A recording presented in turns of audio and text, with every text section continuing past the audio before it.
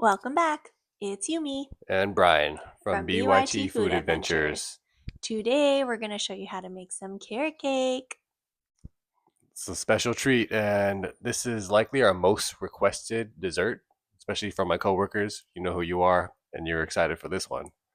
This is not our recipe. It is Smitten Kitchen's recipe, but we adapted it to be a little less sweet because you know us. And I'm not a huge frosting person, so I did like a mascarpone whipped cream frosting. So we love it. We hope you do too. Yeah. First, you're gonna peel some carrots. You're gonna want about 3 cups of grated and peeled carrots. You're gonna grate it on a cheese grater.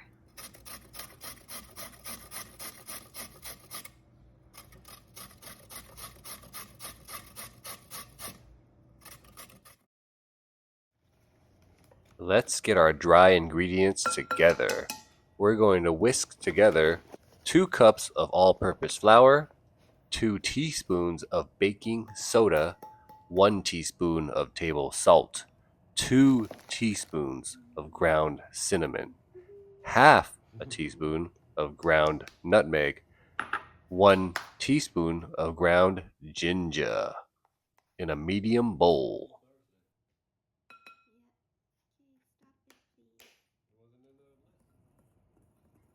Now whisk away and mix it up so that it's all evenly dispersed in the flour mixture.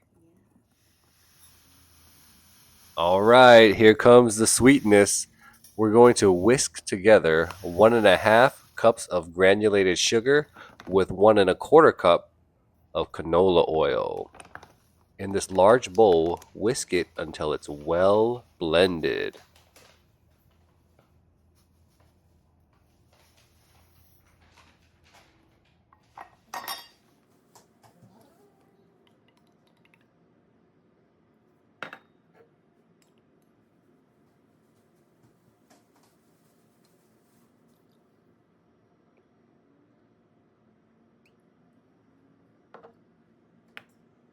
I know this looks kind of gross, but once you get everything together, it's gonna be delicious. Trust.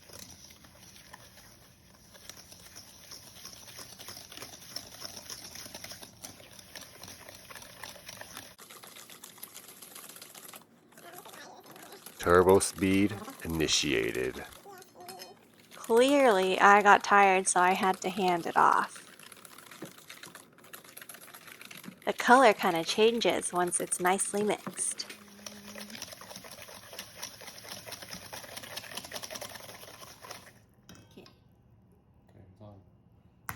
Time to get it cracking. We're gonna whisk 1 egg at a time into the mix. 4 eggs total. True.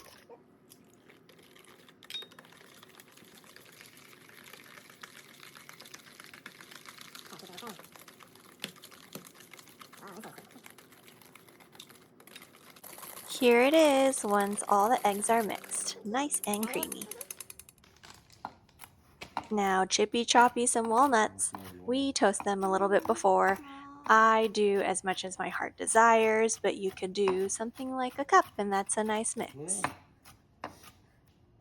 I do the walnuts right here just because once you combine the dry with the wet, I don't like to let the batter sit too long. You kind of want to do it in one fell swoop.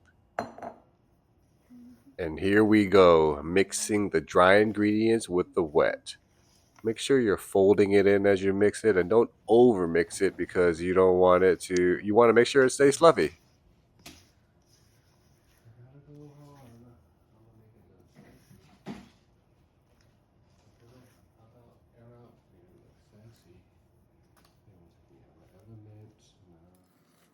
Now you're going to add in your walnuts and your carrots. And again, fold it in, don't mix too much.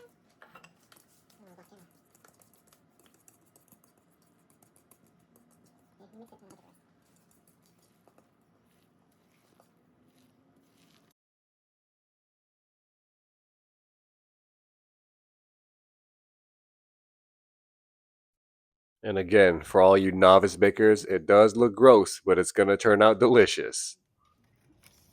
So I go a little rogue here. This is not usually the way you should do it. You should typically line it with a little bit of butter, then put in some flour and sift out all the extra flour.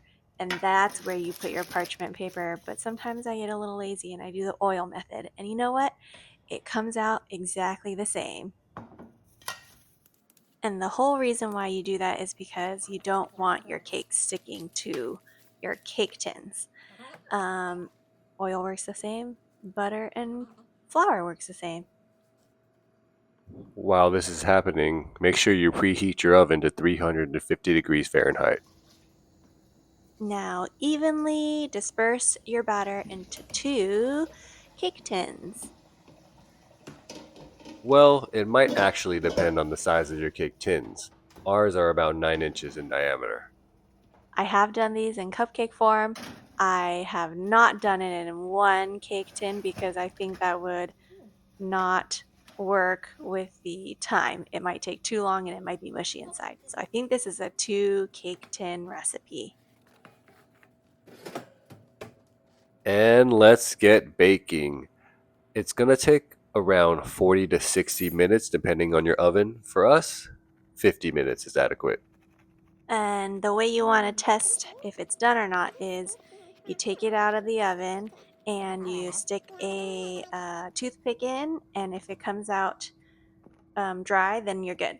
I usually, if it comes with like a little bit of crumb attached to it, that's when I know it's perfect because when you take it out of the oven, it does still like cook for a little bit longer. Here's where you turn them out onto racks so that your cakes can cool completely.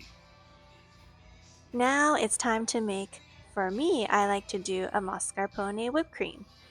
I start with bringing 1 tub of mascarpone cheese to room temperature.